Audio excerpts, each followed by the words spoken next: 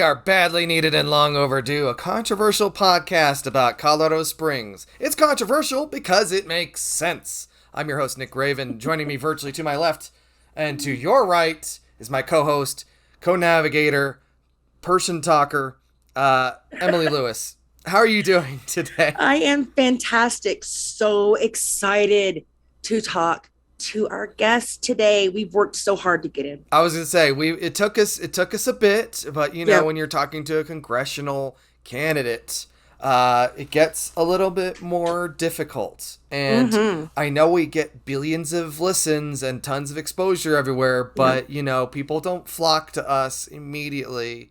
No, not yet. Not yet. They're coming. It's happening. It's going to get real. Today we're talking with David Torres. He's the Democratic candidate for Colorado Congressional District 5 in the House, going against Doug Lamborn. We're going to have so many good puns this episode. It's going to be so great. But some spicy language. It's okay. Yeah. I mean, the spice happens occasionally here anyway, but just let you know, some spicy language. It happens. Yeah. There's things that we're passionate about here. Things that David's passionate about as well. Which I think just fits his image perfectly. Exactly. Yeah, it's this is our continuation of leading up to November 8th.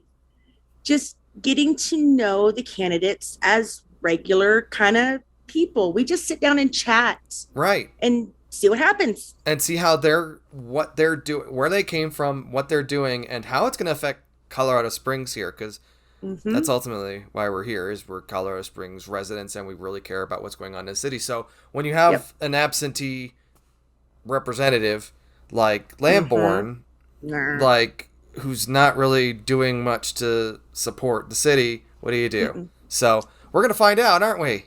Yes, we are. All right, let's bring in our interview here. Went out really great with David Torres. Let's welcome to the show. Yay! Woo!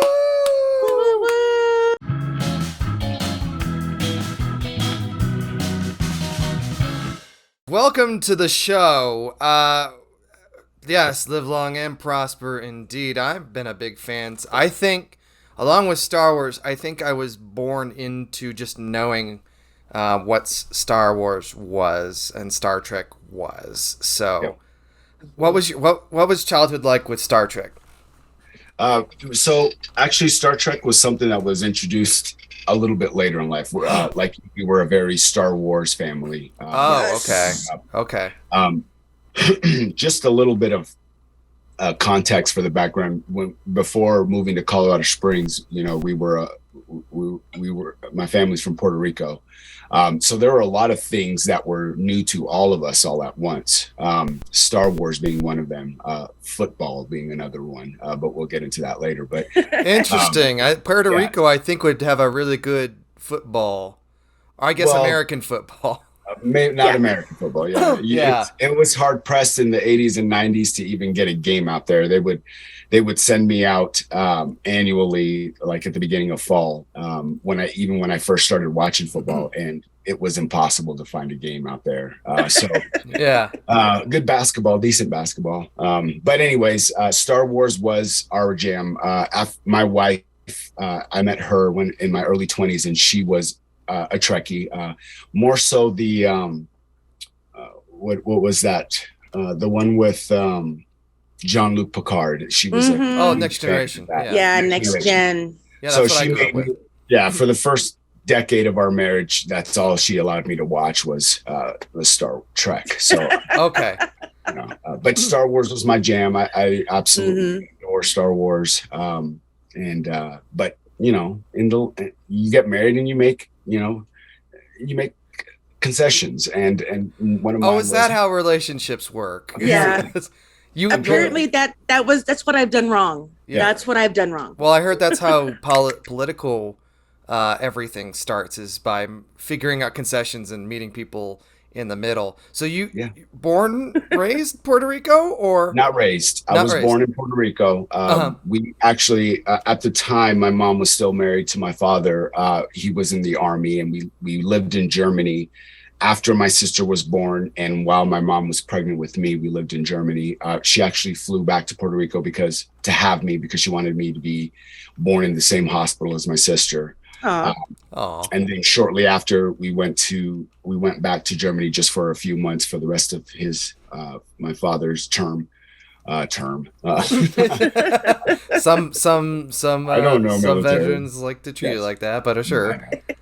And then we moved back to Puerto Rico. At that point, my mom was hell-bent on moving to the States. It had to do with schooling. It had to do with a multitude of things. We toured, if you will. I think, for lack of a better term, we toured the East Coast, Georgia, North Carolina. And that's why I have a little bit of roots in some of those places for about a year, I think it was. And then we had a good friend of hers from Germany. Her husband got stationed at Fort Carson. She came out, visited her, and said, "This is it. This is our home." It didn't take long. So, so when did you end up at Fort Carson? So you're trying to get my age out, which is exactly a little messed up, but okay. That's what we do. I was four. It was about 1982, 83. I was 4 years old when we moved out here. Apparently, and I just learned this later, I didn't know a lick of English when we moved out here. And now my family makes fun of me when I speak Spanish because I have a little bit of that accent. So, no one has a better Spanish-speaking American accent than I do. Oh yes, it's fantastic. Yo aprendo con Duolingo. When I speak around mostly Americans, they're like, "Wow, you really speak really good Spanish." And then when I speak around my family, they're just like, "Man, you've been in America way too long." What are you saying? What are you even saying? And I'm just like, I hate that. So usually when I speak Spanish, it's around white people because they respect it and love it more. Yeah. Tengo una mascota. See? Apparently that's how I sound to my family. Yeah. I totally. El nombre is Kirby. Anyway, that's all the Spanish you get from me today. I loved it. So what were you kind of, obviously Star Trek, Star Wars, but what other things were you interested in that really kind of piloted you in this direction that you're at today? Nick, that's a really good question, brother. I tell you what, when I look back at my experiences and what I got into, it's amazing that I got to where I'm at right now in the sense of interest, of what interests me. Growing up, I was, so I'm a Gen Xer, right? But I'm closer to that millennial. You're group. Cuspy. You're kind of a Zennial in there. Zennial. Yeah. Zennial is what they call it, right? So, technology and stuff was introduced to me new. I fell in love with football around 10 or 11 years old. I played from the time I was 10 and 11 years old till about sophomore, junior year in high school, when I realized that I was too lazy to play football. So you and me both, brother. Yeah. Listen, that was the worst thing in the world because I loved it so much, which is why I got into coaching later on in my life. But I was just interested in things I knew nothing about. And I don't know if that was me coming from Puerto Rico and just being very, I wasn't subjected to a lot of things. I was just like, this is our culture. This is which I love. But the American aspect of things was so fascinating to me. So football was huge for me. I was never great in school, not for a very big lack of trying. I didn't try in school. I sucked at it. But I was interested in people and why they thought. I was a lot of people call it, they watch people a lot. What are those called? Watchers or whatever? The people watching. Yeah. So I was so interested in that because it amazed me what people were capable of, what human beings were capable of doing. So I realized that at an early age, I was obsessed with humans. I was like, why does that person and that person who seemingly grew up in the same environment act completely different? Like they believe in completely different things. They talk completely different, but they grew up in the same house with the same parents, or whatever. And that absolutely intrigued me. And so what do you do as a living when that's your intrigue? I freaking know. I have no idea. Not a clue. You sell cars. Yeah, I guess. You look like a Mustang guy, but it's the thing is reading like, your body language. That's exactly right. The thing is it does kind of transfer over into many different things as you want it to. It depends on what your goal is. And what I found, as corny as this sound, what I found is when you sit and listen to somebody, 90% of the time, people just love being heard.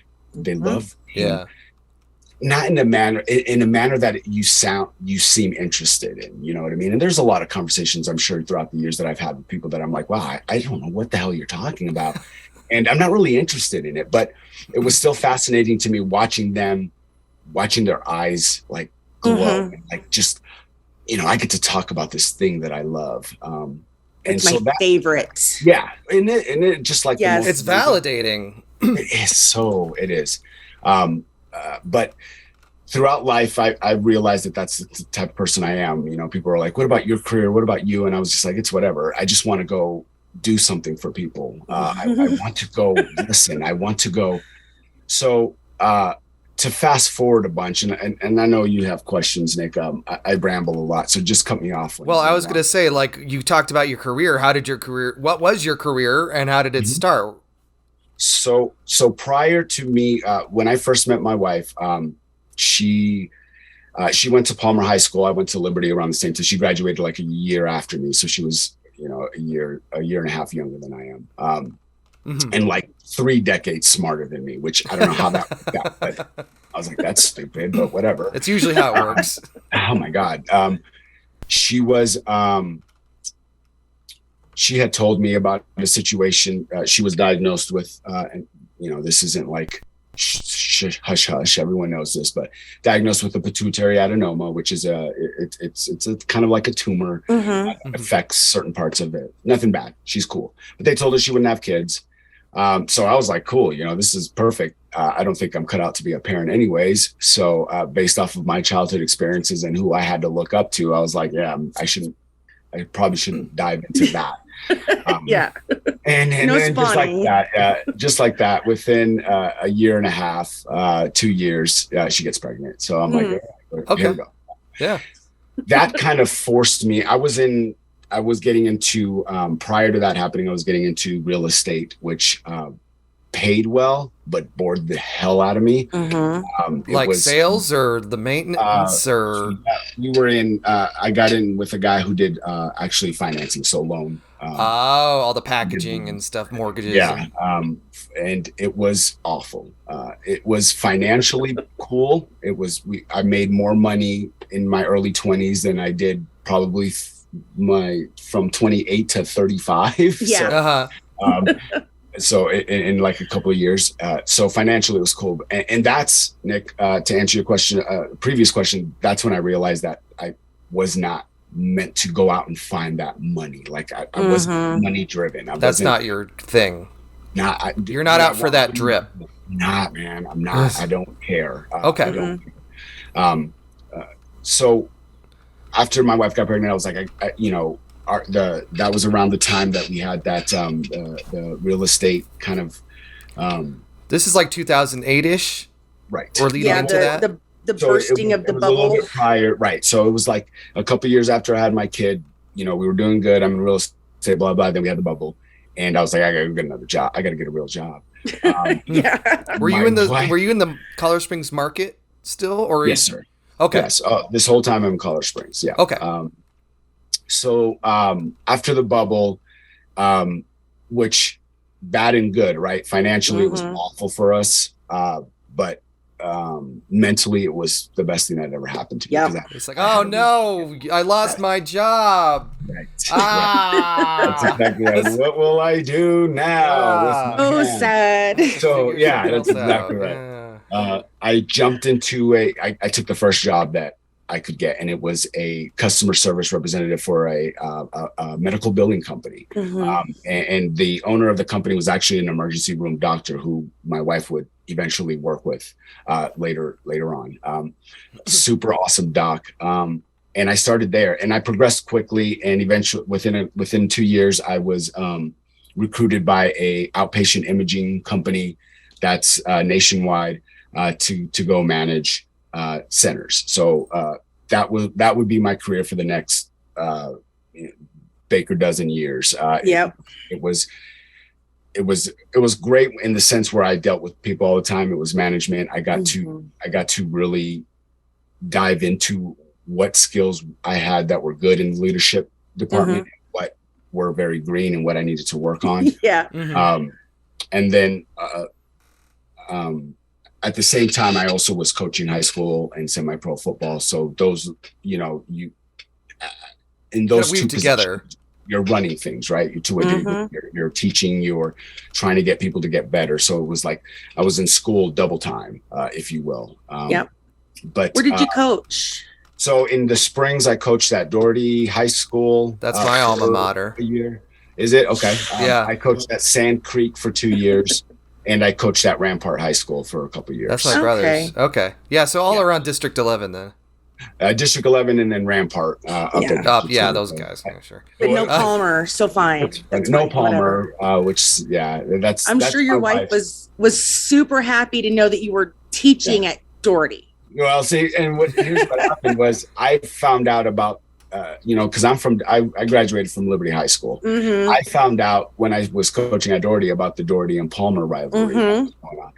And I would I would joke to my wife because the Doherty fans would be like, would chant out, "What's a terror?" Because that's their, and they were just, making fun of, what's a terror? And I would come home and say that to my wife, and she's like, "Shut up."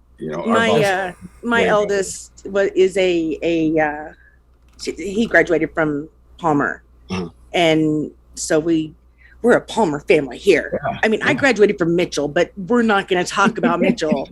Thank you kind of like Bruno. We don't talk about Mitchell. Right next to Mitchell for a while as a kid, so it was no. I went to Doherty and I didn't even know there was a Doherty Palmer rivalry. Oh, honey, how? Okay, that's fine. And it probably wouldn't. Sports, It wouldn't have been so bad if there for a while Palmer. I was on yearbook. Just not good at the footballs. And Doherty just smashed us every opportunity. It was like, okay, it's homecoming. We're playing Doherty. Oh, we're gonna lose. Yeah. Okay, and that's probably your fault. Your fault, sir. Yeah, because you were teaching. You're there. So, all right. So that kind of brings us to like the current day. But how did you come about politically? Like, what was it? What was your family like growing up? So, my family was very. I grew up in the church. The majority of my childhood was in the Catholic Church, and if you've ever been to a Catholic, you know how tough that is. But ours was kind of intensified because it was a Spanish Catholic. So that's a whole different level. Oh, it's a whole different level. It's hardcore. And then my mom switched denominations when I was, in my tween years to Christianity, and actually New Life Church for. Oh, you get that Protestant evangelical thing going on there. Yeah. Yep. So that was towards the end. It was around the time where Pastor Ted. There was that whole thing with Pastor Ted. Yeah. That was a thing. I'm like, oh man, like I've sat down with that dude. He seems cool, man. Like I don't see what the problem is. So very conservative, very Republican. When I turned 18, my mom was actually, despite the lack of conversation surrounding politics, she was adamant about me registering to vote. So I did as a Republican. When I first registered, I registered as a Republican. Sure. Fast forward. So my wife, when I first met her, was pre-med. She was going to be a doctor. She wanted to do that. She got pregnant. She said she refused to miss 7 years of her child's life just to go to. So she ended up in PA school. About 8 years ago, she got into PA school a little bit later in life, which was up here, which was up in Lakewood, Colorado. And I had been working in Denver for several years, commuting from the Springs back. She got her PA degree, started working back out with the group that she had worked with at Penrose and Maine and St. Francis. So she works at those two hospitals in the ER. when she graduated, after she started working, and this is her dreams, this is what she wanted to do. We sat down one night, which we constantly do to end the evenings, have a drink, by the fire or whatever. She was like, it's time for you to go find your dream. It's fine. I know that you like your job, but you don't love what you do. You're not fulfilled. And it was very powerful for me because very few people know me as good as my wife does. And my wife has known me only for, we're going on 22 years now. But she's my everything. And she's sat me down and said, you need to figure out what it is that you want. So without knowing, I said, well, let me go to school. Let me finish my undergrad. And I went to do that. And by the time I was like technically a sophomore, junior, I was like, it's law school. It's law school or bust. I want to go represent people. This is my opportunity to give a voice to the underprivileged, the underserved. I can do some awesome things. I'm a decent talker. I can do this. So it was law school or bust.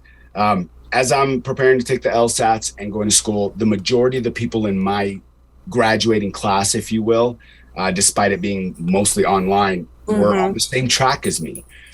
Despite them being like a decade younger, but nevertheless, all they talked about was politics. That's all they talked about. And this was around the time as well as that Trump was a president. And so politics kind of ruled the world anyway. So that's when I started paying attention. I started going, what the hell is going on in government? I always assumed government was this thing that happens in Washington, D.C. It doesn't really affect us on a daily basis. You know what I mean? Right. It's just an entity that's whatever. I started paying attention. I was watching the news frantically. The first thing I woke up, I'd watch the news. I just immersed myself in as much information as I could possible and realized I hated what was happening. And it had been many years prior, where I realized that I wasn't a Republican. I moved to the independent aisle. I think I was like 28 or 29 when I was like, I don't think I'm a Republican. And my Republican family was like, I don't think you're a Republican. We're going to save you the embarrassment right now, David. When your mom's calling you going, why do you believe in that? And, and then you're like, okay, I'm obviously not in the same group as you. But we don't need to talk about this anymore. I was an independent. And I'm sitting there going, there's election just happened. The 2020 election was gearing up. We were earlier in 2020. I'm sitting there going, watching and then I started paying attention in my hometown because at the time I live in Lakewood and we have Perlmutter here. And it seems like anything north of El Paso County, outside of, I guess, Douglas County, they're pretty sane, right? They're on the same page as what me and my wife are and stuff like that. Being gay in Denver is not like this crazy thing. It's just like, okay, you're gay. That's awesome. Cool. Awesome. You love it. You know what I mean? It is what it is. Yeah, it is. It's not like this.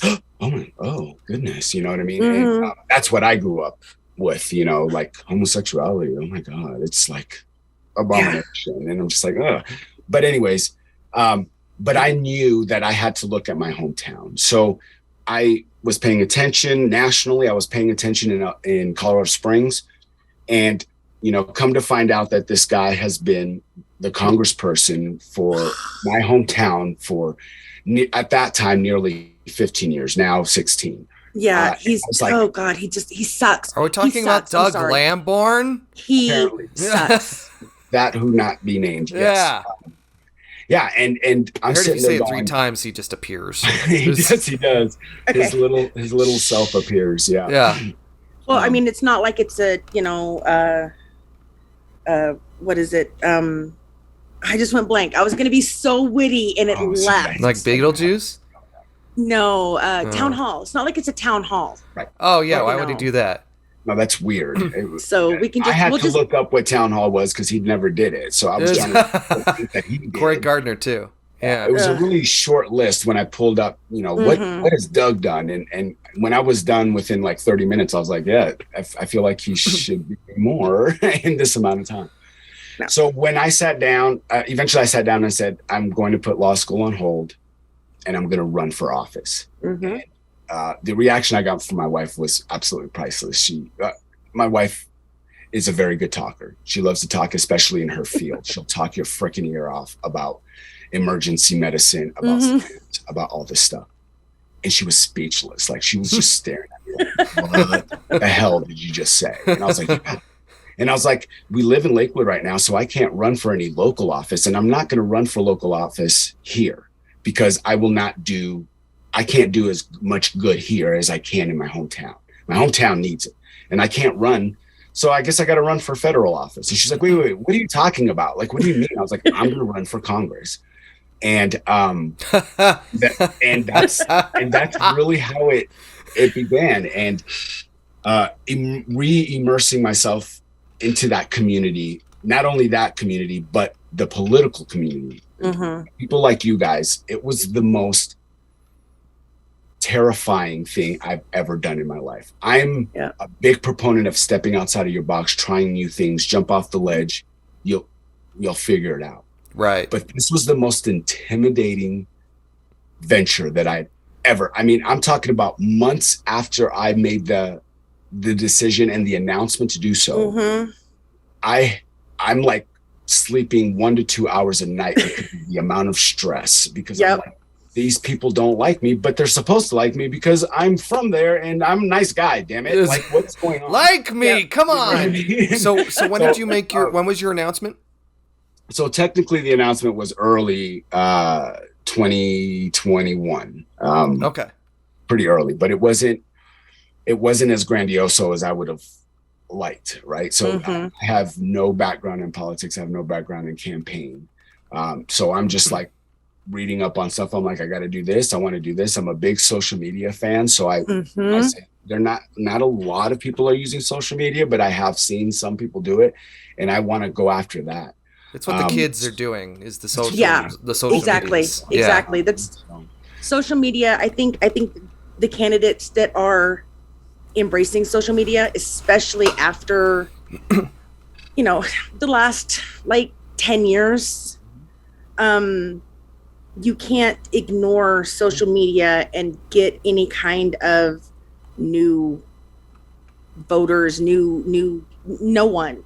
And I think that's thankfully, one of the things that the former GOP doesn't necessarily understand still yet. Right. And yes, I say the former GOP. I saw your face there, Nick. I'm like, what? Because it's the former GOP, because now they're the Q Trump party. Yeah. Sure, yeah. So I'll take that framing. That's good. Yeah, you can't call them the GOP anymore. I think I also think it's a likability thing to a degree. And let me explain what I mean by that.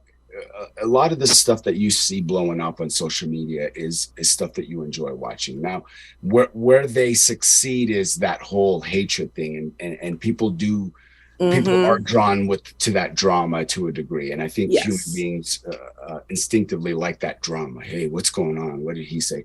So that's where they are succeeding. But where people who are not of that belief system, if you will, are slowly starting to make it just simply fun and just authentic, and just say, listen, exactly. This is my background. This is who I am. Yes, I'm not this stiff person what you would expect. You have no idea how many times in the first 6 months of my campaign, and I say that with those air quotes because up until like 2 months ago, I really didn't have a legit campaign. But how many people would contact me and go, I like that you're different. We need different. But you should probably cut your hair and wear suits everywhere you go. No. I guess absolutely not. My reaction to that was like, you want me to be different, but yet you don't. You want me to, and I refused. I sat down with my wife. I was like, if I'm gonna live by the sword, I'm gonna have to be okay with dying by the sword. So if I lose this campaign because I'm a Democrat and Democrats don't win in this area, that's one thing. If I lose because I'm not 1,000,000% myself, I can't live with that. I cannot.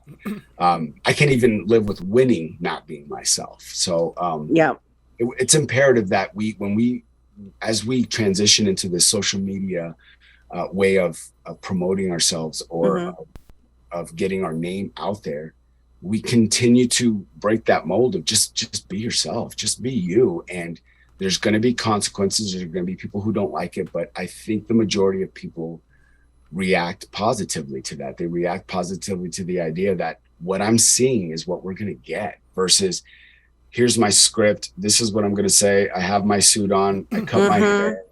I shave. You don't, to this point, we don't know what we're going to get. We don't know what that person is like. Exactly. Speaking, that actually speaks to something I was going to bring up as well, is when you and the superhero team were, doing your little videos, and when your decision to channel Hamilton, I love, that's one of my very favorite Broadway shows at this point. Me too. So yeah, talking about that, and of course you're reminded of Raymond Burr, who, if you don't know what someone stands for, then how do you know who that person is? And I think watching Gen X come out here with, because what we're like. Yes. Well, I think Gen X, I think of Kevin Smith, I think of Clerks, I think of 37. And so it's like, that's that generation of like, we're just going to open up, we're going to do it, we're going to be honest, crass maybe, potentially vulgar in a way that has not been done before. And that's how we had got like MTV more back in the day than now. But yeah, but it's coming in as Gen X. You and Rob both are more my generation than Nick's, which I'm the toddler here. Yeah. Nick is the baby. I'm even older than both you and Rob, but wait, no yes, way. No way. We'll talk about that off camera. Okay. We don't discuss that I'm getting ready to be more than 100 years old. So but watching Gen X do these things, and specifically the Democrat Gen X, we went from apathetic, just fuck it, let it burn, it's whatever, just don't bother me in the process, to rising up and, okay, we're done with this. Y'all have had your chance. You've blown it. Well said. Yeah, it's time for you to go away. Well said. And the way I really look at it, and sometimes I'm asked about like the different generations. At it as, the generation before Gen X, they did what their parents said, no questions asked, and then they believed it. Gen X was the first generation to kind of question it. But like you said, we were just quiet about it. We were like, our mom and dad would say something and we'd be like, in our head, we'd be like, that does not sound right. But, it is what it is. We just, and I think, and I'll speak for myself here, and instead of just the entire generation, I looked at the millennials, who I feel like were one of the first generations to stand up at the dinner table. Say, Mom and Dad, you're wrong. Yep. You're wrong. That wasn't me.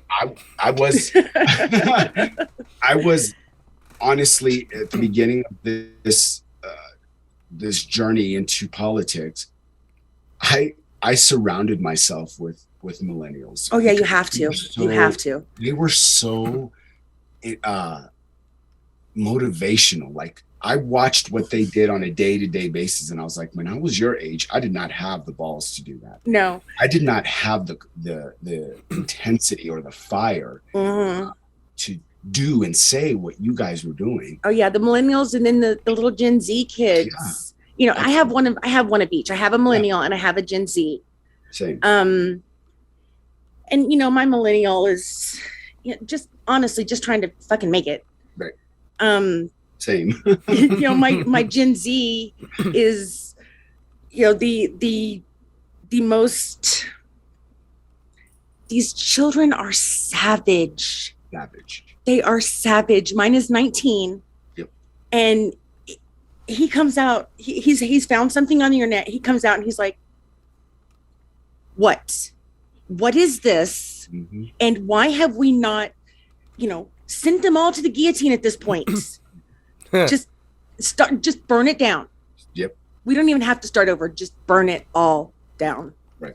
They're savage creatures. Now, what I didn't hear is, I think there's that trend line there of working from, and especially in my case as well, is working from that organized religion and the idea of doctrine, and these are the procedures, this is the way things are supposed to be because it comes from on high. These are the rules. They come from a book. And then as like things have secularized, things have moved away, you're starting to see what you're talking about with other millennials who aren't me, who are standing up at the dinner table and chatting with their parents or whatever. It was, with Gen X too, part of that was the fact that, I don't know about your house. I was raised by a single mom. Mm-hmm. And so, yes, I was, my brother and I, we were latchkey kids. We would come home from school and mom would be at work. Right.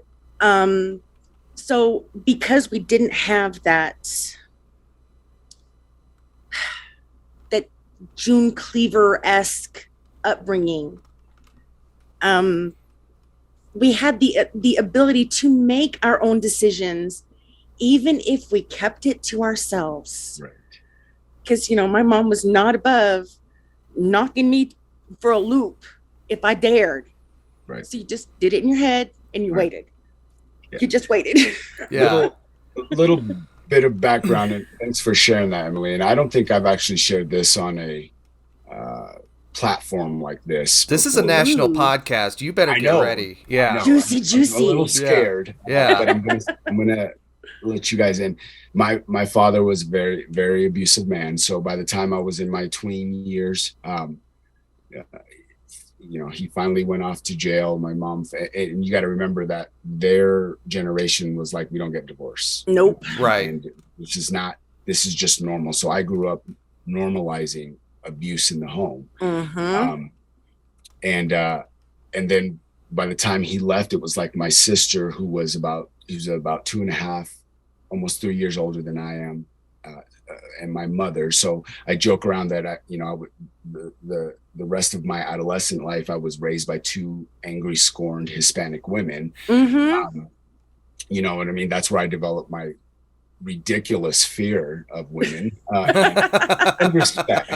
It's healthy. It's healthy. It is healthy. It's a healthy fear. It is. My wife loves it. She's very. She loves it. But I saw that. I saw two women. He would abuse me too. Okay, but I always put myself to the side. I saw two women get beat down and constantly get up, and that's where the strength comes in, right? And I'm just like, I couldn't do that. And I was much younger in the abuse than my family was. But you're right. Like that was our upbringing. My mom was always at work, and me and my sister, we just had to figure shit out. We had to figure it out on our own. We had to do the things, and if they were wrong or right, like you said, we internalized that. We made that our stuff, and that was our bond. You know what I mean? And we made it happen. So I do see that, and I thanks for sharing that, because I think it's important to understand that our upbringing is very relevant. We don't necessarily, it's not about we take the things that we are raised by. My mom was and continues to be an extremely religious person, and I still love her, but she it wasn't like I took what my dad showed me, the way he showed me how to be a father, which was that's wrong. Or my mother, I learned from their mistakes, and the positive stuff and the negative stuff, and we all take things differently, and we look at that.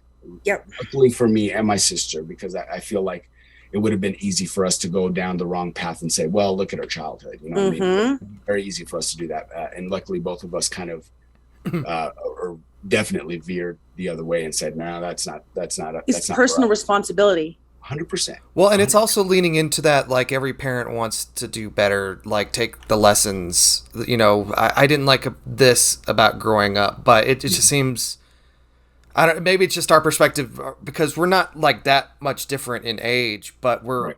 You know, we're like a half step generation wise, but we're kind of seeing like the world is changing broadly in a way that maybe you haven't seen since the 60s. You know, with the Cold War and counterculture and that, you know, the hippies versus that establishment white dude, you know, aesthetic going on. Yeah. I think it's just changing the discourse. Absolutely. Yeah. And then the fact that you have the internet, you have social media, people can learn things faster. Like, I started on the internet like late 90s, so there was something there, but I was ahead of everyone else. And to be able to get the sum of human knowledge pretty instantaneously to learn about anything. If you have a doubt about anything, you can search some information to either fortify yourself on what you already believe or question it in secret and not let anyone know until, you know, you find your people that will support you through that. Until you're safe. And that's the big thing is until you have a safe space. Yeah. And thank you, David, for sharing your background as well. I think it's really important that we do share those kind of things. Well, it's healthy. We didn't all grow up with, you know, mom, dad, 2.5 kids in the suburbs somewhere. Yeah. That's just not, that was never realistic. And it was never starting with us. That has not been the reality. So sharing that is, like I said, thank you. I appreciate that a lot. Absolutely. Now, if I didn't already like you. That's right. I think now I love you more. Yeah. I love you guys. I think it just ties into why some of the things that I find the most important when we talk about mental health, when we talk about women's rights, why they're so important to me. Those are the things that, you know, you joked earlier about the whole space thing. And I told Rob, I said, Rob, you guys are so smart. And when you guys I sit down and talk with Rob and Ryan, and half the time they're saying things and I'm just like, I don't know what you're saying. Where I was drawn in was the opportunity to bring some cool schooling, some education program, especially for some of the districts in our city that are underserved. I wanted. Here was my tagline. I want to get more Black and brown people in space. That's what I want to do. 100%. I want them to do more there. So here's an opportunity. That's where I was drawn in, because they started with all the technical stuff, and I was. So it sounds like it's been. We'll get you in here, Emily. But it sounds like there's been a gulf between when you started and you're like, Google, how does one run for Congress? And when you have no political experience, to hanging out with Ryan Lucas, Rob Rogers, talking about space tech here in Colorado Springs. What's that arc? Obviously, it sounds like it's also been kind of chaotic. Hold on, before we get into it, because I have to say the thing. Go for it. I don't know if David, if you've watched the two podcasts that we did with Ryan and Rob. I did Rob. Yeah, I watched Rob. Okay, there are times my eyes literally glaze over because they and Nick go into this, you know, this intellectual whatever, and I'm not a not smart person. Metropolitan tax districts. But they do. They go into some of that stuff, and I'm just like, It is. They're the nerds of the team, and I love nerds because me too. That's the only way any of us regular folk are going to get smarter is by hanging around nerds. Right. I feel smarter just hanging around Rob. Like, I'm just like, dude, like that sounds really good. You know what I mean? Like, I still have conversations with my wife. My wife doesn't change her lingo, her medical lingo, when she's talking to me about things that she does in the emergency room. And so, like, to this day, 70% of the things that my wife says to me, I have no clue what she's saying. I mean, so you're going to the bathroom to void and defecate. Yeah. Right. So, okay. Just right. Exactly. My friend that you met at the Women's March, she's actually a doctor. Yes. And, you know, she's my person. She's my my heterosexual life mate. Love it. And she's the same way. She does not change the medical. She'll call me and she'll be talking about a thing, and I'm just like, yeah, yeah. Oh, cool. So anyway, I was watching this pimple popping video. So gross. So gross. Speaking of pimping and popping. Popping. Now you're talking my language. There we go. Yeah, but your campaign journey. Where are you going with that, Nick? That's where we're going. We're popping some pimples. You went through campaign adolescence really quick. It sounds like. I had to, right? Because I was finding myself having conversations with people like you, people like who are immersed in the political realm in the Colorado Springs area, who are incredibly intelligent. So I just tried to be around those kinds of people and have those kinds of conversations. Although I could speak just fine about some of the main issues that I felt were important because of my own experiences and things like that. There were a lot of issues that I couldn't speak to, the economy. I'm trying to think of some now, like climate change. Those were things that are important to a lot of people. And I was just like, I don't know, like I don't have enough experience in that. So it was a huge learning curve. And it's something that I know I will never get out of. I will always be trying to learn and having to learn more and more. But it was just surrounding myself with a lot of people who did know. And that's the cool thing is that's what I am good at, is I can sit down with somebody who has this immense joy and knowledge about talking about this certain thing, watching their eyes light up and just trying to soak that in, just shutting the hell up and letting them talk and trying to soak in as much of that energy and information as possible. And I've got to continue to do that. Just so you guys know, sidebar. We are now in the sidebar. Right. This is I'm not saying don't put this in. I'm just saying, scooting over for a second. I realize that my learning curve has been ridiculous. Like this campaign has been tumultuous in the sense of putting people in place to be able to truly to help me in certain aspects. And they've all helped me in one manner or the other. But I made the decision that, what I've learned up until this point is night and day of what I knew about politics in January of 2021. And so I can't just throw that away. I understand the uphill battle that I'm in, running as a Democrat in El Paso County. Despite every time I'm talking to people and stuff like that, there's a lot of displeasure with Lamborn, no matter what side of the aisle they're on. But I don't know how that's going to turn out in November this year. I'm excited about it. I'm going to stay optimistic about it, but my journey doesn't end until we win. So come November 8th, if we don't accomplish the ultimate goal, which is winning, then the campaign starts brand new, on the 9th, if you will. Yeah. If you want to follow up there, Emily. Yeah. Yeah. That's awesome. That's one thing that we've really tried to do with this little series of political things is asking what happens after, if because and I don't want to sound jinxy or anything else, Lamborn is like a tick. Right. He's so deeply dug into El Paso County, and it's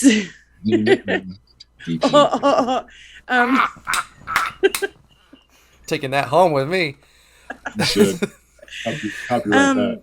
He's such a it is an uphill battle. Yeah. So the question, the question always is, what next? Right. And hearing that, okay, yeah, this first time, yeah. But now you know what not to do, and you know how to actively hit the ground running for the next time. It would be a bummer if you went through all of these growing pains and learned all these things and crash course through all this stuff, and November comes, doesn't work out, and you are like golden parachuting out of here. It's like, nope, done. I'm going to sell cars now. I learned that was a really good career choice. Yeah. So two things to answer that question. One is I do have to go work. I have to go get a job, right? But to Nick's point, that's exactly right. Like I feel like I'm going to look at the accomplishments, right? We won a primary, just coming off the streets. We won a primary. That's awesome. That's great. Yep. You know, let's celebrate those. And I felt like because I have such a foundation in Colorado Springs that we made more leeway despite not having a truly coordinated, organized campaign. Oh yeah. I feel positive about that. And that's our foundation. What we've done, if what happens is we lose, which is the expectation in most people, I'm staying positive. I know, sure. But if it happens that we lose, we now have a foundation. Now we have a foundation in 2 years. 2 years to finish this. Yep. And this is the guarantee I'm going to make you. I'm not guaranteeing you that I'm going to win in November. But if I don't win in November of 2022, I guarantee you we will win in 2024. There's no reason for us to not build this foundation and go an entire almost 24 months of being able to outreach, to speak to almost everybody down here. Absolutely. And not make this a natural race. So Yay. That makes me very happy. Yeah, and what spurred that is definitely the people who have run against Lamborn have all been one-off people. You know, they'll get into the race, they'll start getting money, they'll get high on their own supply. They'll be like, oh, those unaffiliated voters, I bet they're all Democrats. And then election day comes and they're shot out by 15, 20 points. Right. And then they leave the state. Yeah, they just pack up and go. And that's very unfortunate. It is. Yeah. I was actually, when I first started this, I did a lot of research on the last two, especially the last two. I paid a lot of attention to because they were both women, and I'm infatuated with what they did. They're smarter than us. Stephanie Rose, right? Yeah, they're just all around better. But yeah, I agree. But you know, and when I found out both of them had left, I was just like, it was discouraging. I don't know what they went through, so I'm not going to sit here and go, why did they leave? Because I'm sure they had very good reason to leave. But in honor of them, more than anything, I can't give up yet. I would truly believe that if you talk to those two, they would say he needs to stay. He's got a background in the city. He knows the city. He doesn't need GPS to get around the city. Yeah. You know, I lived in Lakewood for 8 years now, and I still need GPS to get around. When I'm in the Springs, they're just like, yeah, the corner of, you know, Bijou and whatever. I'm just like, I'm there, 15 minutes. Here we go. You know, I owe it to them, to my community, and even to myself to see this out, because I'm not doing this to become congressperson. I'm not doing this to get an interview on MSNBC. I'm doing this because this is an opportunity for me to give back to a community. That's it. And we can all work together. It's not going to be me winning. When we win, it'll be us, all of us, putting our things together and going, now what? You know, you said El Paso County was this. You said it was just a religious place. You said it was just a military place. You said it was a red. And now what? Now what do you have to say? We are, because of people like yourself and to some degree, not to toot our own horn, but myself and Nick and this little podcast and things. Toot away. Yes. We horn, Emily. You know, we are that is so rude, Nick. Just toot. If Lizzo can do it, you can do it too. Legit. Now listen, if I had a quarter for talent, you know, but we're watching as El Paso County very, very slowly, just gets a little more purple as we go along. And yes, we are still a very like red violet kind of purple at this point, but you know, we're getting there, chipping away a little bit at a time. And I think so much of that is because of the face of the new politicians that we have coming up. And I don't, you know, pretty much everybody that is coming up is not an actual politician. Correct. But when do you go from being a regular person to a politician? How many times do you have to run? What do you have to run for before you're a politician? Right. Do you actually have to get, a job and get paid to politic? Right. Before that point? I think that's a great question, because I've been asked that a lot. And some of the answers that I've heard is, you got to stop saying you're not a politician, bro. You're a politician now. And, if you're running for something, you're a politician. Yeah, that kind of hit me in the gut, because I was like, at the beginning of all this, I made it an effort. I made an effort to say I'm not a politician. You know what I mean? But I am. Right. So I haven't won yet. You can't call me politician. Yeah, I'm just a loser. That's all. But it's just how you look at what that means to you. What does a politician mean to you? Like, we have there's a negative view of that word, of those people, and rightfully so. And that's what I'm trying to change. So if I'm trying to change it, then I've got to put that label on and say I'm a politician, which means I serve.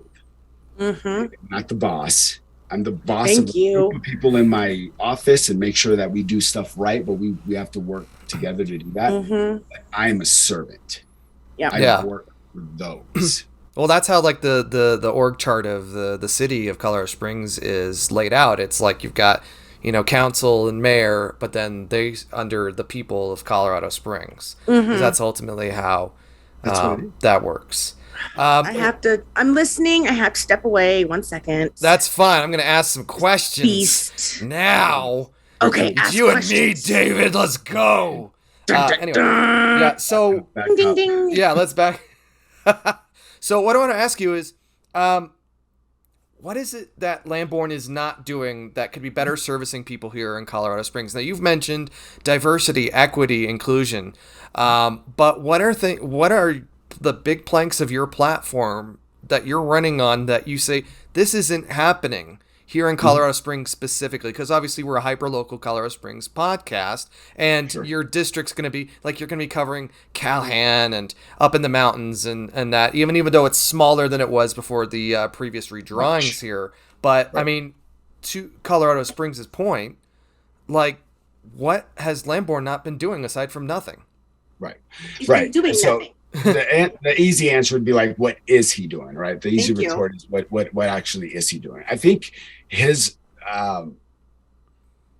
the committee that he's on with the armed services and his ability or his contacts, that the work that he does for the military establishment could probably be argued by many people as beneficial to us and to our economy, if you will, at times. I'm not really finding that as much. I think what he's doing now is just he goes by the book, and he's not a true leader, in the sense where he's not going out into our community and finding what the main issues are in our community. Because if you look at our community as a whole, right, you see a lot of working class people. You see, in Colorado by itself, the minimum wage continues to rise despite it not really keeping up with inflation. But they at least keep going up. Nothing to say about him, but it's just, for me, I don't look at him as necessarily he's a Republican, that's why he's bad. I look at his just lack of his record. He renamed a post office. Fantastic. I mean, that's a lot of work. Well, yeah, apparently. You got to do new signage. I think I look at it as an entirety. Nick, let me break this down real quick. In 16 years, I feel like it's possible for you to gain enough notoriety at the end of the day, enough respect throughout the community, and enough understanding about a community that you can go out and create. You can create these groups of people or these circles of people that are finding issues that are going on in each part of the county. We haven't progressed in anything except for population. That's it.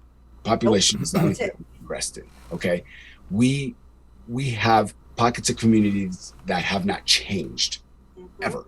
They're not progressing. They're not getting better. We have pockets of our city and our county that are progressing. You see a lot of stuff going on in the north side, a lot of houses being built. They're East side, yeah. Right, or east side, exactly. It's growing definitely in the east side too. We're going north and east, right? Like that's where we're going. Like all of a sudden Palmer Lake is a city. Right. Right. There's nothing I can tell you that he's doing that outside of the whole the whole religious, he's trying to bring one religion into this community and make it all powerful, and he wants it to be a part of the theocratic. Yes, we are not a theocracy. Right. Rob and AJ talk a lot about the Christian nationalism, and I know he's dipping his feet into that and really just like, but outside of that, it's not what he's doing, it's what he's not doing. He's just, this is a hard job. When I did those Googles, what do you do as a congressperson? When I did all that stuff, I came to realize is that you have, depending on the size of the constituency that you're governing or that you're a congressperson for, you have a billion jars that you have to have your hands in, working in. You have to have a lot of things, a lot of things moving, a lot of machines moving at the same time, and it's a lot of hard work. It's a 12 to 15 hour a day job, and when you have communities, we talked. I talked earlier with somebody about the water insecurities that we're having in the east southeast part of our city, or our county. When we have with Fountain and that, when we still have food insecurities. When you look at these organizations that are dealing with homeless kids, especially in the LGBTQ community. And these things have been going on forever. They're doing what they can on their side, but they're not getting any support from people who consider themselves leaders, people who consider themselves representatives of our community, and they're nowhere to be found when there's actual issues to be had. I found that there was even more issues that I knew about in El Paso County, because the majority of my high school career I spent in District 20, and you don't see the same things you do when I was living in Rustic Hills Apartments right next to Mitchell High School. I lived there. It's a different world, right? So yes, yeah. The one thing that he's done successfully is create these bubbles to ensure that these people aren't worrying about what's going on around the county. And without trying to sound non-specific, it's just, I'm finding more and more things that people are passionate about, that people feel like we need to be better at, that people feel like we can get some more support from our government. Where's the relationship between a federal Doug Lamborn and the local government? Like, this entire campaign, I've been working with candidates at the state level, at the county commissioner level. And in my mind, I'm thinking, if I get elected, those are the people I want to work with. Those are the people that I want to assist in creating the solutions that we need throughout our county. Because Rob is dealing, if he gets elected, he's going to be dealing with stuff that's going up north. Right. But if Colt Montgomery or AJ get elected, they're dealing with completely different issues in their side of town. Right. I have to be involved with that. I have to understand, what can I do at the federal. If I don't understand what I can do at the federal level to assist them, to give them support, then I'm not doing my job. So most of it, Nick, to answer yet not answer your question, is I don't know all of those yet, because I'm going to immerse myself in these communities, and I'm starting to see that homelessness is a big issue, that that housing is a tremendously big issue, and I'm finding out some of the reasons that we're having those issues. I'm finding that water and food insecurities are a big issue. I'm finding that we're still dealing with inequalities in education and opportunities in education. it was easy for me to find our veterans are not being taken care of. That was the first thing that came to mind. Especially when Lamborn's like consistently voting against VA benefits and stuff like that. 100%. That was easy. That's in the forefront of things. You know, what's the hard job is going down to Fountain and seeing that the suicide rate amongst first responders are astronomical, or shouldn't be where they're at right now. Right. That our education systems in different districts are trying to be overtaken by, you know, religious zealots who are, you know, who believe that church belongs in school. That's fine with me, as long as you're talking about all the religions, right? Like, well, exactly, and that's not. Not as a facility to teach the religion, but like for they can coexist. 100%. Like I have no problems with that, but that's not what's being talked about here. There's only one we're talking about here. Yeah. And when that turns into things that our kids are not going to be taught that are actual fact, because it does not follow this specific religion, that does nothing but continue to put our kids farther and farther behind on a global scale. Right. And that's 100%. You know, back when starting really with Trump and all of his bullshit, we cannot continue to exist as if El Paso County is the only place that anyone is ever going to have any contact with anyone. Right. You know, we have to prepare our kids to deal with an entire globe of human beings. Okay. Right. And if we have kids that are being taught, you know, well, Jesus and dinosaurs existed together, or, you know, even worse, the earth is only 6,000 years old and dinosaurs are fake. They're a test. You know what? Here's the deal. We cannot send children out into the world as adults who believe that dinosaurs are fake and that vaccines don't help. Yeah, vaccines are, you know, whatever, or the earth is flat. Let's be honest. But I thought we left all of this way back in the dark ages. Well, however, here I'm gonna piggyback off of that and kind of help answer. You're fine. A little bit more of Nick's question in the sense where I go off on tangents. It's all right. No. It's good that you did, because it brings me here about school and stuff like that. And what Doug is doing instead of his job is he's creating or facilitating or help spreading some of these false issues that are going on that are simply only dividing. This is my view on school, and this is just my view on school. My view on school is you're hearing now that parents should be involved in all the decisions that are going. This is what I believe parents should be involved. My child brings home schoolwork, and it is at all in any manner controversial or difficult to understand, I'm going to have a conversation with my daughter about it. Okay. Yep. My job as a parent is to give her these facts. These are what I know. If you're truly wanting to discuss this or talk about it, then you need to do the work and learn about this. If it's controversial, if it's weird, my daughter comes home and goes, you know, who's Robert E. Lee and why was there a statue about him? Yeah.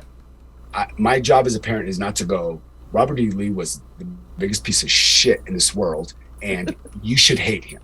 It's not my job as a parent. The schools are going to give them what the schools give them. Okay.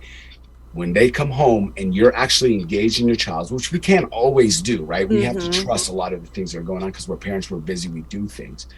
But if there's something like that where your child is asking you about this kind of stuff, then you talk to them about it.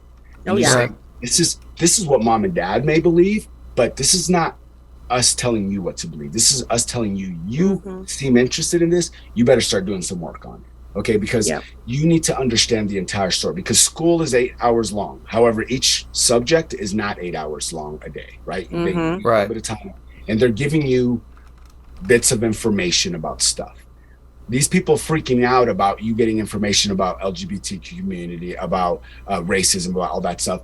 Those people are simply freaking out. And this is what I tell my daughter, and this may be bad parenting, but I tell them these people are freaking out because they themselves don't know. And they don't like not knowing. But it's only their fault that they don't know about these things. So they make up, and they allow people like Doug Lamborn and like Bobo down in District 3 to continue to spread these rumors and lies just to freak us out. Or Loma on the 11 school board. And education should be about finding the way to get to the answer and not necessarily providing the answer directly. Like it's not just here's the answer and that is all there is. It's unquestionable. Do as I say, not as I do. But like this is how you think your way through to this based on the facts that exist. Yeah. Now, one thing I wanted to ask you, just tangent here, on your signs, I'm terrible at tangents. Your Take signs, my job, Nick. I know. Let me just reel you in. Hang on, you're watching on YouTube. No, I don't want it. On your campaign signs, you say "and not or." What does that mean? I love that. Love that question. When I first started this, I realized that I was going into a community that was a lot more diverse than a lot of people really know that it is. We are a mentally, educationally, politically, and culturally diverse group. We've come accustomed, and I'll blame this on the new radical right wing people who are causing this sort of, this is what they're trying to do, this is bad, this is good, of leadership. Doug Lamborn is, I guess, a halfway decent congressman for about 10 or 15% of our community. Halfway decent, okay? I'll give him that. And not or to me means that in a position like this, in a position of servitude, in a position of representation, I don't care what letters I have, whether it's an R, an I, or a D on my shoulder. My job is to represent the entire community. It's funny because when I drive down, is it Woodman and Union, you have this big old house over there that has all this Trump stuff on it. Oh yeah. I'm like, I want to go talk to that person and see where did they go wrong. Well, you should. I do. I want to so bad. You should. Knock on the door. Yeah. And I will. At some point I will. I promise also you. wear armor, I guess. Right. Yeah.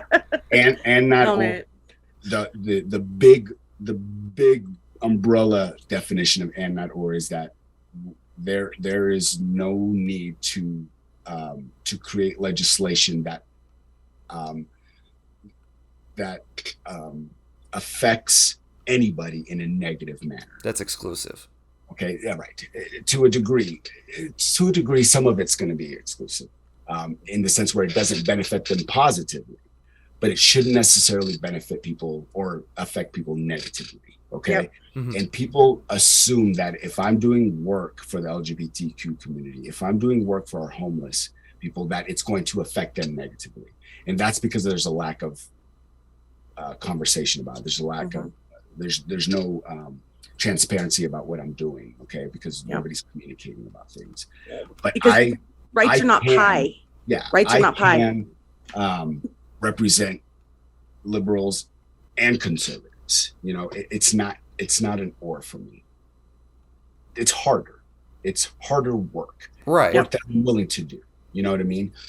That's what's not being done. So I want this community to understand that I am, I guess, a self-described liberal. I believe in the reason I decided to change into Democrat is number one, because independents don't win, but number two, I believe in this platform. I believe in what they're doing. Do I think that they're doing it all right? No. God.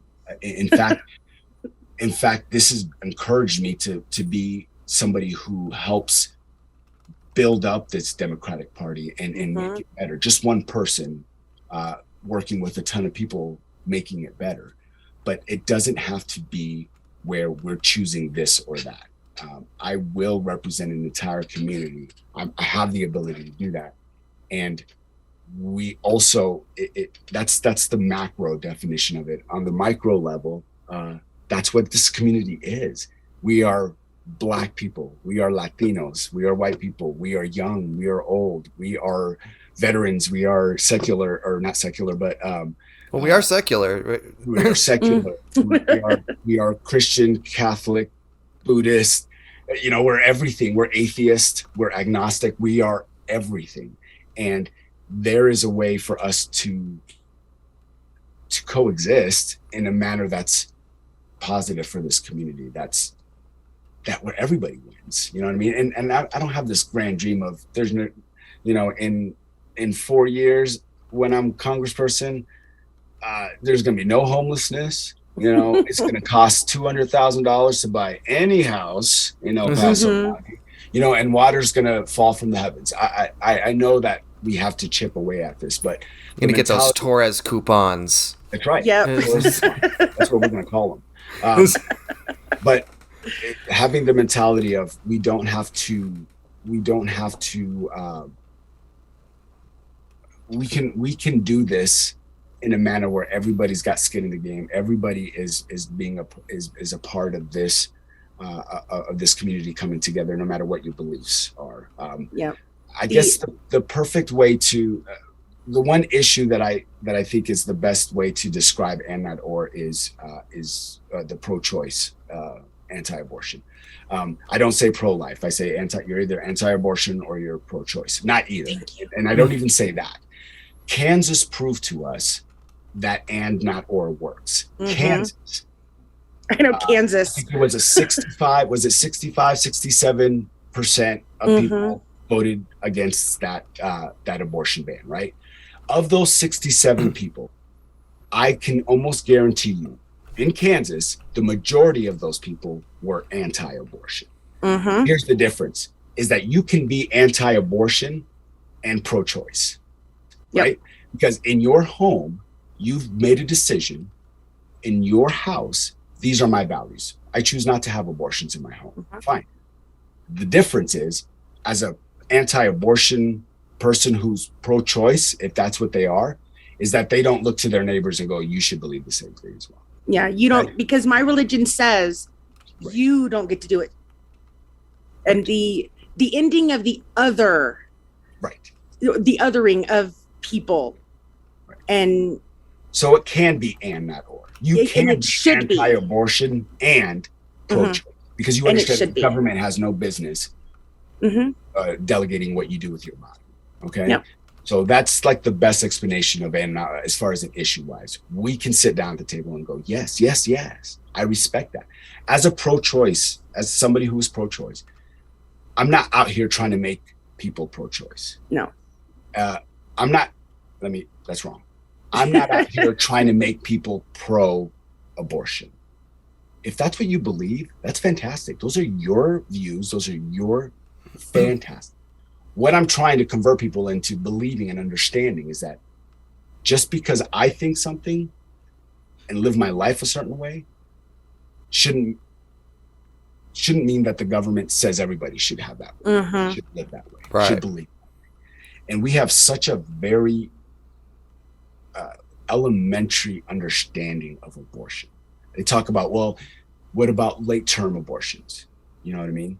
I mean, tell me the statistic. How many women are out there at home and they're in their third trimester and go, you know what? I changed my mind. The statistics don't exist because that doesn't happen. It also doesn't matter. So whether they're inside or outside, it really doesn't matter. Their whole ethical thing in there. Absolutely. So that particular issue is probably the best description of what they don't want the government to get involved unless it's in the very specific way that they believe things. Then the government should absolutely get involved to enforce their way of life. I have one last big question for you. Yeah. So you make it to Washington, right? What is the first thing that you're doing? What's the first bill that you're pushing on? What committees are you doing? And why is all of it related to improving multimodal here in Colorado Springs? For the love of Pete. It's the worst question ever. Okay? Yeah. I get badly badly needed, okay? Not goodly needed, okay? One of the first things outside of the legislation aspect of it is that I'm going to start building some pretty awesome relationships in DC. And I'm going to start trying to be the standard of how we create legislation in DC, because a lot of people have come to me. They were like, what about the crew, or what are they called? AOC and the crew. The squad. The squad. Yeah. They're like, are you gonna join that squad? I'm like, listen, first of all, we're gonna party, because from what I see, these girls seem amazing, and we're gonna be besties. I can tell you that. Count yourself lucky if you get an invitation.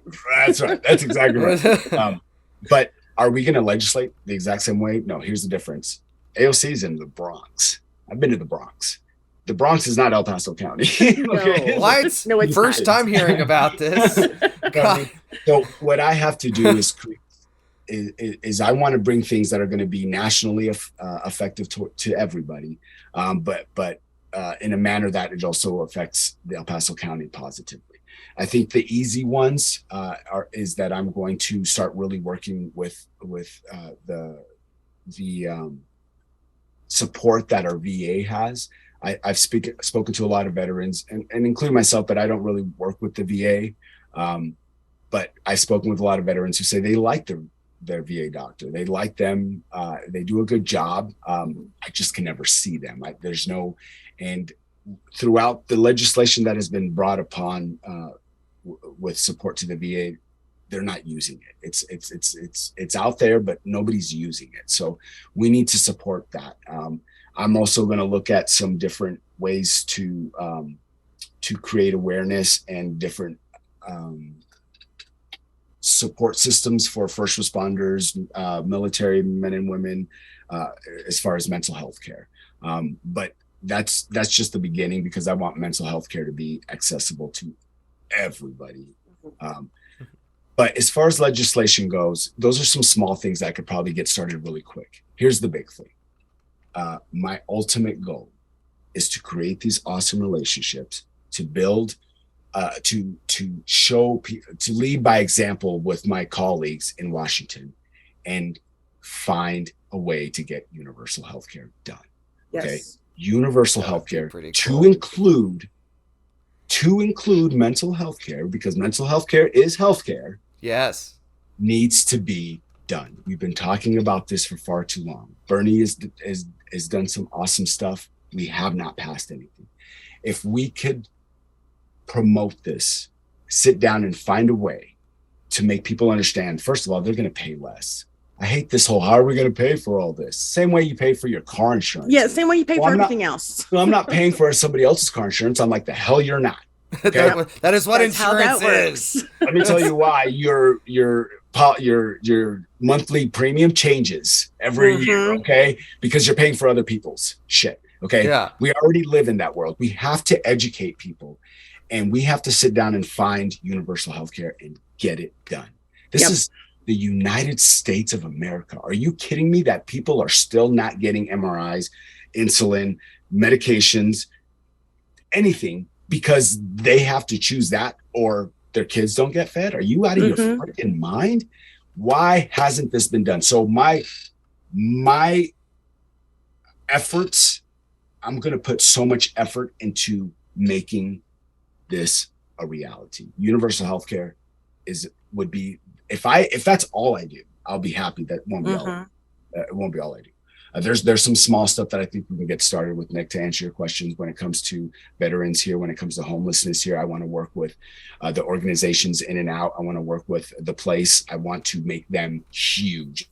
I want them to be like a household name, because they've been around 20 years and I just heard about them 2 years ago. Okay, so that's bullshit. I want them to be a household name. I want us to eradicate homelessness, especially youth homelessness.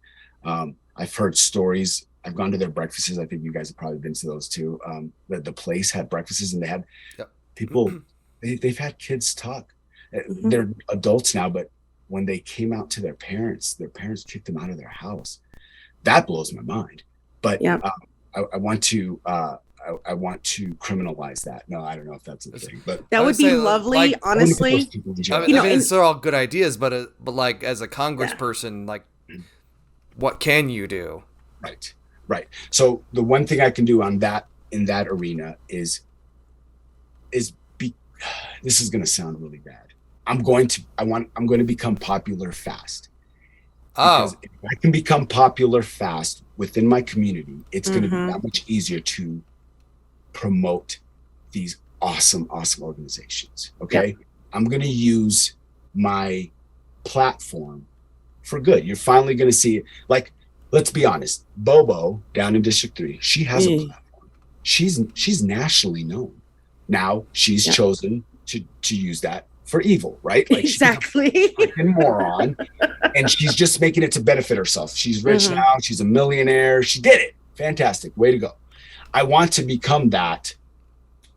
I said not corrupt, a millionaire or anything. Right. Where you skim off the top for old Torres. Be able to look up my net worth in 10 years and see that it's that makes sense. You know. Yeah. He's not a millionaire. Okay. And just put these places on blast, put them up. I want these places to be a household name. I want homelessness I want that to make us, to offend us. You know, the things that offend us right now shouldn't offend us. I want homelessness to offend us. I want you to find out that your neighbor kicked out their son because he came out as gay to them. I want that to offend you. I want that to be. Or that they beat up a transgender person. Yeah, exactly. Right.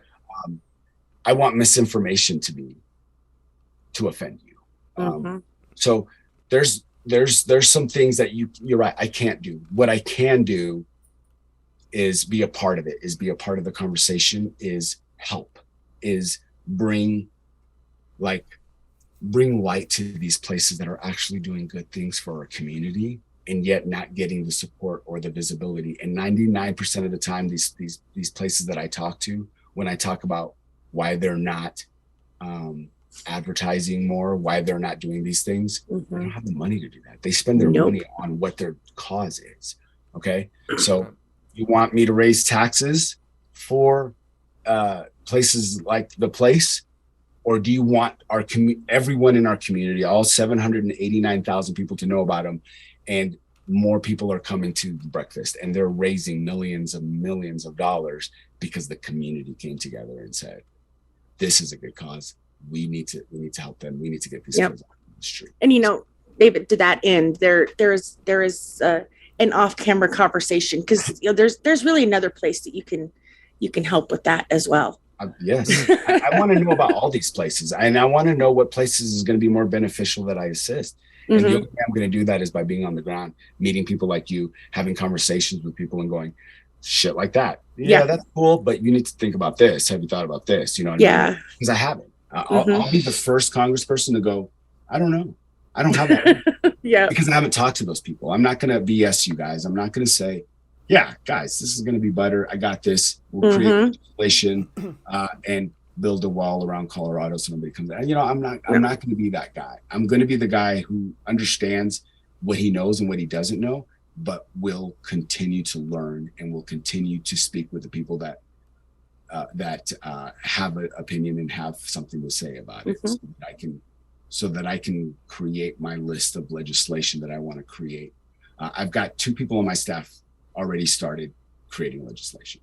I hope if I win this year, I may have 3 or 4 pieces of legislation to turn in on day one. If I don't, by 2024, God, who knows? You can have a binder full. I might have a binder full of women. Yeah. We don't talk about the binder full of women. Yeah. Nick. Or do we? I love those are that's all good. I didn't hear anything about multimodal though. But that's probably a conversation for the future. Apparently so. I apologize for keeping that. That's cool. That's cool. We'll get there. So you skipped his, but you hit most of mine. Yeah. You know. I mean, we share a lot of that, but multimodal and getting around town, and that's all part of the economic question and equity, and that will also is just getting people to where they need to go, especially in a city that relies on. I see your Facebook posts, and I see a lot of people. Yeah, you do. Us and this sucks. You know, I've been approached about, you know, helping bring the light rail here, or the That's a good thing we should have. train. Yes. Right? I live in a city where transportation is kind of a forethought. It's not something we think about much because it's pretty darn good here. So you're right.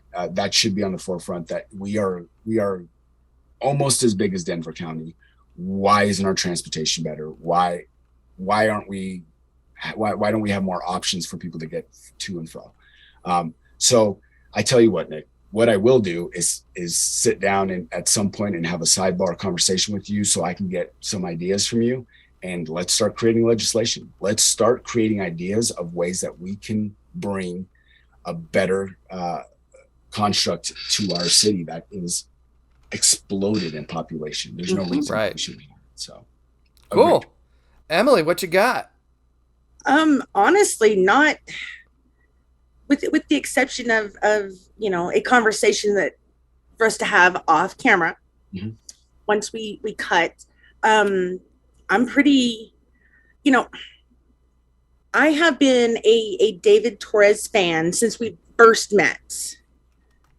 And you know, I met you pretty early on in your run. And honest, there is nothing that you've said today that has changed my mind about who you are as a person. And learning more about who you actually are has only reinforced the idea that you are someone who should beat Lamborn. And knowing that you've already taken the idea of, okay, if I don't do it this time, we have time to try again. Because someone like Doug Lamborn, who is very, very bad for... He's kind of dug in. For this he is very bad for the moving forward Progress, right? Of where we are. And you know, because I'm not running for anything, I can say I absolutely fucking despise Doug Lamborn. I've never been a fan, even before I was as liberal as I have become in my old age. Yeah. And it's time. It is time for new blood to come in and replace these career politicians who are only in this for personal gain. Right. Because something that you said earlier that really resonates is you will not be our boss. We are your boss. And that's something that seems to have been forgotten in the political realm currently of, you know, well, I'm a senator, I'm a this, I'm a that. And you answer to me. I am your boss. 100%. So no, I'm It's, you know, I will an continue. opportunity for me to get in here, open the door, so that somebody from a younger generation can take over for me and build it even beyond what. Exactly. That's all this is. You know, I shouldn't do this. When I win, I shouldn't do it more than 6-8 years max. Okay. By then I should be going to do something else, and somebody should be coming in and raising the bar even more. I see Gen X in politics at this point 100%. really as the placeholders for the millennials that are coming up, and especially the Gen Z kids that are coming up. Yes. You know, we don't need to still be in control when we're in our 80s, and you know, we need to be done with that. But when you're in your 80s, you're like, those unter millennials, which is the next generation, they don't know what they got their double TikToks. They're holding 5 phones at once. They can't possibly know what the future is. They can't govern a nation. We have to hold on for dear life. I got yelled at by a guy on the bus the other day because I was answering emails on my phone. And he looked at me, he was like, "You young people in your phones." It's like, you old people in your newspapers. Thank you. Thank you for assuming I'm young. I appreciate that a lot. I'll take that. But also, I'm working here. I literally would have replied with, "You think I'm young?" That was. Why, thank you. Love you, old guy. Listen, I want to do this more. I think we should do this more, and I think we should make it specific because I think I got a lot to learn from you guys too. I'm no BS. I do want to sit down and have conversations with you guys about what you guys think could be done. Of course, 100%. Well, we weren't. Hang out for a minute. Let's get out of this interview. And then we can talk about some other stuff as well. Dave, I really want to thank you for being on the show. I'm glad we were able to get this to work out. We're operating out of a closet. We're just doing what we got to do for the community as activists and people who have opinions about stuff because we're badly needed and long overdue. So badly needed. Yes, that's the goal. David, thank you. Thank you so much. Thank you.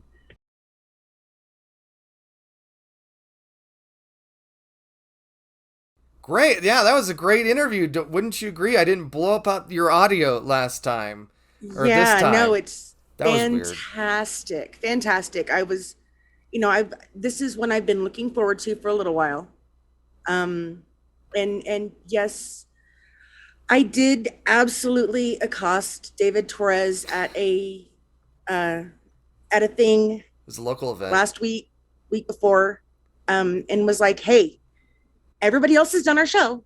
Yeah. Why haven't you done our show?" Yeah, exactly. Biden's been on here. I know, right? What's he doing for Colorado Springs? He's actually supposed to be here or was just here.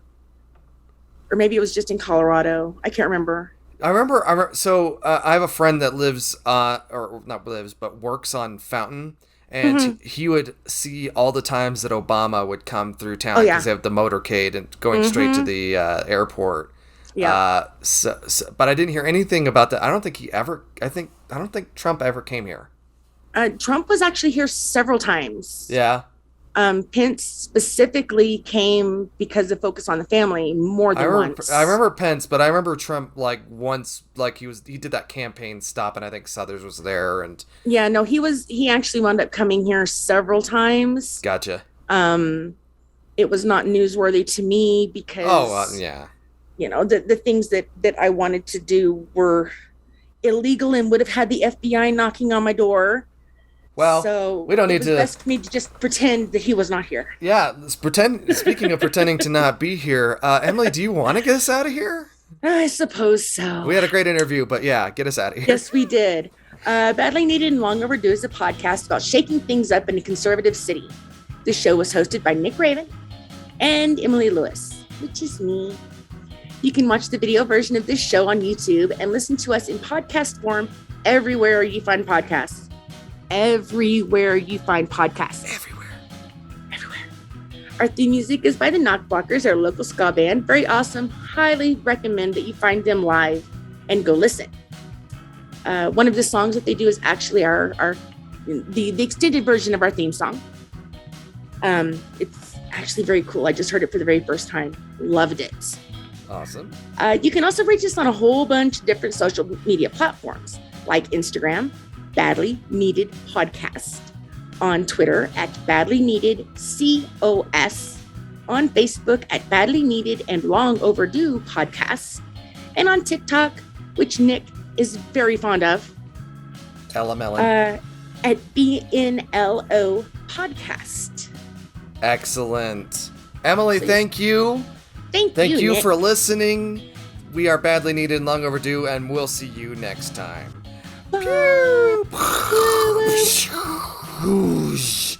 Kapow! Biff!